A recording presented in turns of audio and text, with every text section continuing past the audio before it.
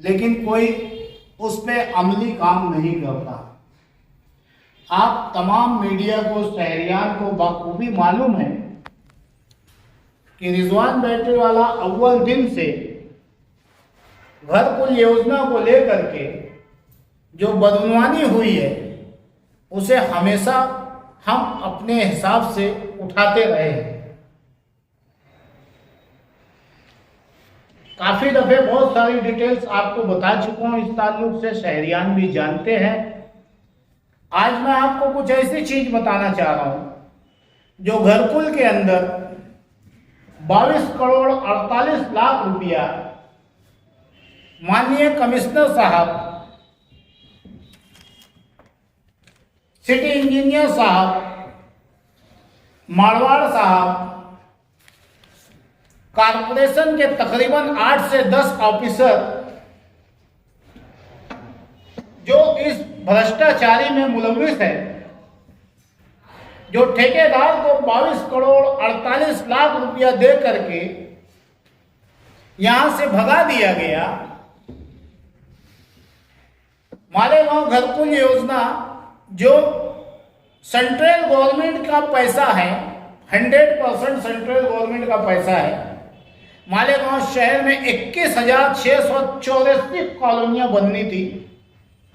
Garden, hospital, school, बच्चों का खेलकूद का गार्डन, तमाम सुविधाएं के साथ, हद तक कि जब आप झोपड़पट्टी धारक को उठा के वहां शिफ्ट करोगे तो वहां पे उन झोपड़पट्टी वालों को जाने के लिए महानगर पालिका उन लोगों को वाटर पंप, लाइट, पंखा अपनी तरफ से लगा के दे। बहरहाल आज घरकुल की क्या हालत है वो आप लोगों के सामने है। हमने बारहा माननीय कमिश्नर जी को, पुलिस इंतजामिया को निवेदन दिया। हमने ऊपर तक यहां किला पुलिस स्टेशन में उसकी एफआईआर करवाई। उसी एफआईआर की कॉपी को हमने महाराष्ट्र सरकार, एकनाथ शिंदे जी, देवेंद्र फडणवीस जी, महाराष्ट्र पुलिस संचालक तक पहुंचाई। वही कंप्लेंट सर हमने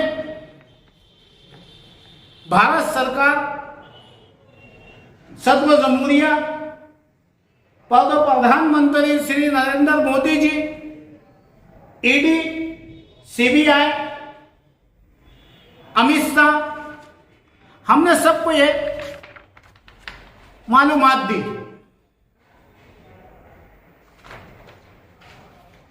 कि मालेगांव शहर में जो सरकार ने 458 करोड़ रुपया भेजा था 21,000 कॉलोनियों के लिए, इन लोगों ने उसमें तकरीबन 150 करोड़ का भ्रष्टाचार किया है।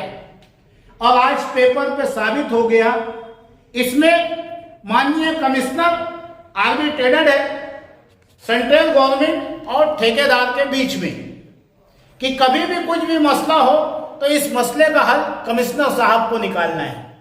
लेकिन कमिश्नर साहब भी इसके अंदर अनदेखी कर रहे हैं, इन तमाम चोरों को बचाने की कोशिश कर रहे हैं। मैं आप मीडिया के जरिए आवाम तक बताना चाहूंगा कि मालेगांव शहर में शिवसेना उद्धव बाला साहेब ठाकरे के संजय रावत जी जो मालेगांव आए थे, हमने ये निवेदन उन्हें भी दिया था और उन्होंने इस निवेदन के ऊपर कॉलिंग लेटर लगा करके श्री देवेंद्र फडणवीस जी,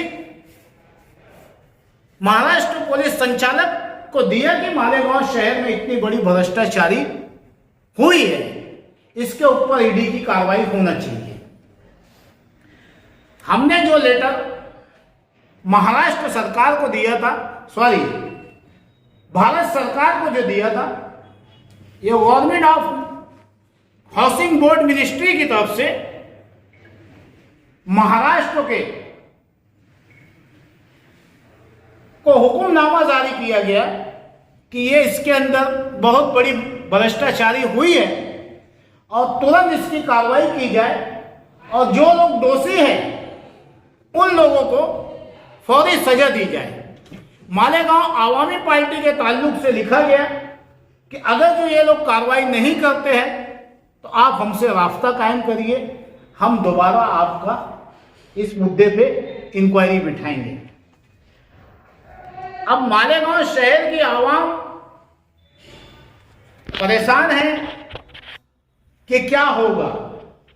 मालेगांव शहर के मौजूदा एमएलए साहब जिनको अल्लाह ने दूसरी टर्म में एमएलए बनाया है, क्या ये उनकी जिम्मेदारी नहीं है? इतना सारी बदगुमानी सामने, भ्रष्टाचारी पेपर तो उनके पेपर पे है।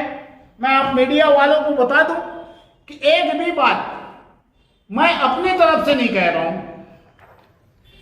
ये लोग मेरे खिलाफ एफआईआर कर सकते, मेरे ऊपर कंप्लेन कर सकते, अगर जो मैं किसी के ऊपर इल्जाम लगा रहा हूं तो ये टोटल सारी बातें ये उनके पेपर में से निकाली हुई हमारे निवेदन पे हमने ये साबित किया है कि ये भ्रष्टाचार हुआ है। किनके पेपर में से? ये महानगर पालिका का जो एग्रीमेंट है, पंदे नामी शख्स जो ठेकेदार था 11,000 कॉलोनी का, वो 11,000 कॉलोनी नहीं है सर, वो 21,684 कॉलोनी है। उसमें भी आवाम की आंख में धूल झोंकी गई है। तो अब सोचने की बात यह है कि मौजूदा आमदार साहब सड़क गटर के फंड के पीछे परेशान है। क्या आपको अल्लाह ने ताकत दी है, आप इन्हें हथकड़ी नहीं लगवा सकते हो? आप ओहदे पे हो, इख्तियार में बैठे हो, आप इन्हें हथकड़ी लगवा सकते हो। इस पे आवाज क्यों नहीं उठाते, इस पे मुंह क्यों नहीं खुलता? शहरियान का और रिजवान बैटरी वाले का यह सवाल है। क्या हमारे मौजूदा एमएलए साहब मोमरा कांड का इंतजार कर रहे हैं कि जो बिल्डिंग मोमरा में गिरी थी 266 लोग मौत के मुंह में चले गए थे, यहां जब हजारों लोग मौत के मुंह में चले जाएंगे तब आप सड़कों पे आओगे क्या? यह शहरियान का सवाल है। हमारे साबिक एमएलए साहब बड़ी जोर और शोर में प्रेस कॉन्फ्रेंस ले रहे हैं। 2 क्लास ज्यादा पढ़ लिए हैं, हिंदी के कुछ ऐसे ऐसे वर्ड बोलते हैं कि उनको खुद को भी नहीं समझता है कि मैंने क्या बोल दिया। सर, मालेगांव शहर की अंडरग्राउंड डेनिस गटर को लेकर के जो 500 करोड़ रुपए का फंड है, सारे भूखे भेड़िए उस फंड के ऊपर अपनी वॉचिंग रखे हुए हैं। मुझे कितना मिले, मुझे कितना मिले। अभी उसका काम शुरू नहीं हुआ है, टेंडर निकला नहीं है। हमारे माजी एमएलए साहब 100 करोड़ की बदगुमानी बता रहे हैं और कह रहे हैं कि मैं ईडी जाऊंगा, सरकार तक जाऊंगा। अबे भैया, ये तो ईडी अभी इनके ऊपर बैठने वाली है। यहां पेपर पे पैसा गायब होगा, यहां तो सबूत है। क्या घरकुल पे आपकी आवाज नहीं निकलती है? मैं आप मीडिया वालों के जरिए पूछना चाहता हूं, माजी एमएलए साहब, आप और आपके घर वाले इसमें शामिल तो नहीं है? शक है? क्यों नहीं आवाज उठ रही है आप लोगों की? ये दोनों की दोनों लीडवान शहर को बेवकूफ बना रहे हैं। आज आप देख रहे हैं घर पट्टी को लेकर के आप ही लोगों के जरिए रिपोर्ट आ रही है कि 10% से ज्यादा इजाफा कर दिया गया है। तो क्या माजी एमएलए साहब आपको मालूम नहीं है कि उसका ठेकेदार कौन है और इलीगल तरीके से ये घर पट्टी आई है?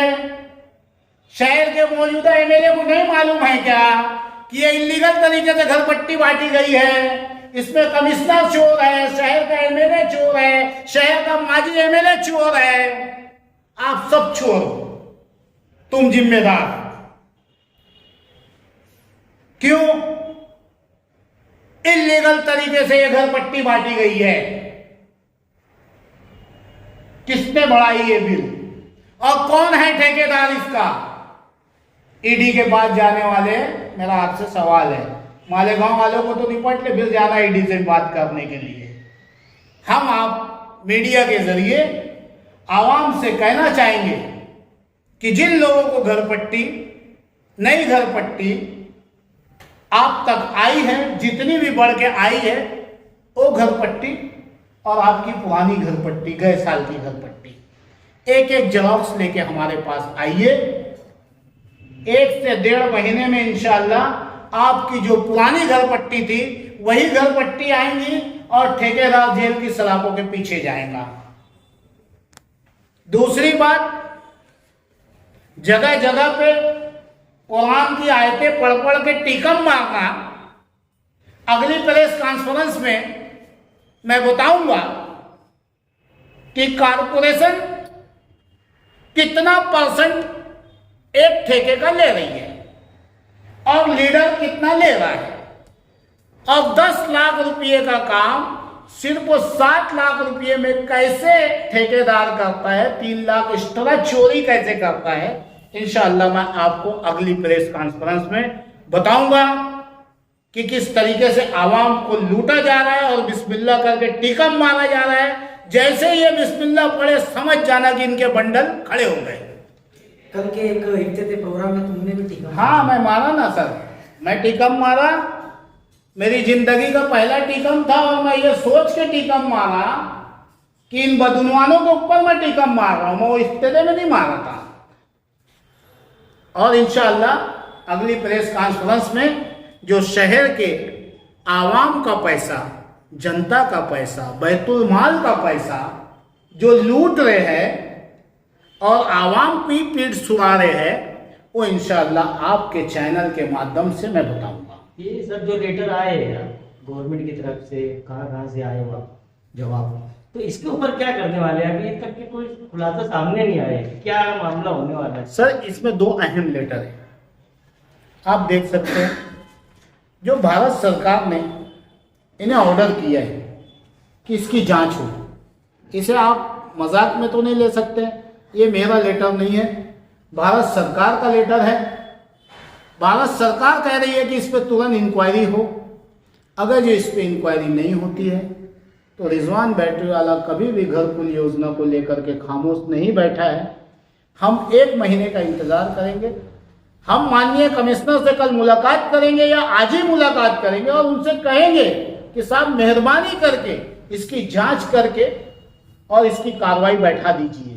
ऐसा नहीं होता है तो मौजूदा कमिश्नर साहब भी जेल की सलाखों के पीछे जाने के लिए तैयार रहे। और कल परसों जो माजी आमदार साहब ने उनके ऊपर 2018 का जो केस बताया, वो केस की कॉपी इनके पास उनके आने से पहले थी, इनके आने से पहले थी। आज तुम्हें क्या गरज पड़ी बताने की कि 2018 में इसके ऊपर फला फला केस हुआ है? तब तो आप ही ने लाए ना, दूल्हा दूल्हा करके। आईएएस ऑफिसर आ रहा था, आईपीएस ऑफिसर आ रहा था, रास्ते में से कहाँ गायब हो गया? आते आते तुमने गायब करवाए उसे। जब ये तुम्हारा दोस्त था, ऑटो वाला तुम्हारा दोस्त था, आज दुश्मन हो गए। तो मैंने आपको जो बताया, ये इनकी सारी नज़र कारपोरेशन के खजाने को लूटना, सरकार का जो पैसा आ रहा है उसे लूटना, आवाम के पैसे को लूटना, इसके अलावा इनकी कोई नियत नहीं है।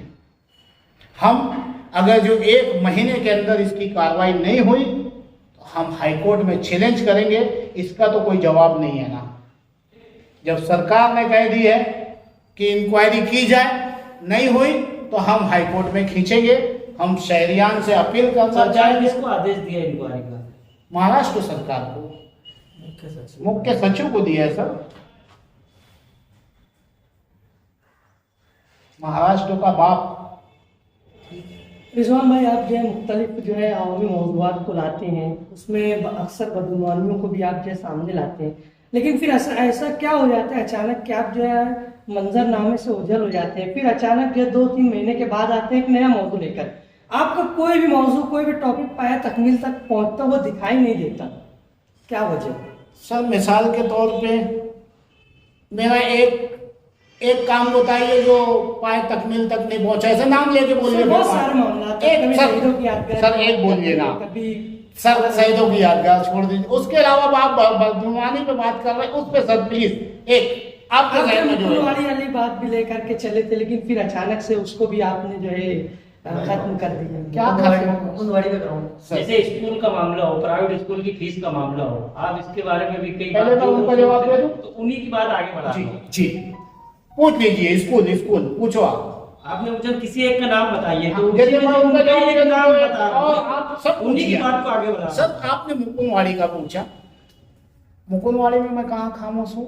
आपको याद होना चाहिए कि मालेगांव शहर की पूरी फौज फाटा, पुलिस डिपार्टमेंट, पूरा महानगर पालिका वहाँ पहुँच गया था उनको तोड़ने के लिए, और वहाँ के हमारे माजी आमदार साहब चिल्ला रहे थे कि इनको कीड़े मकोड़े की तरह रौंद दो, उठा दो, फेंक दो।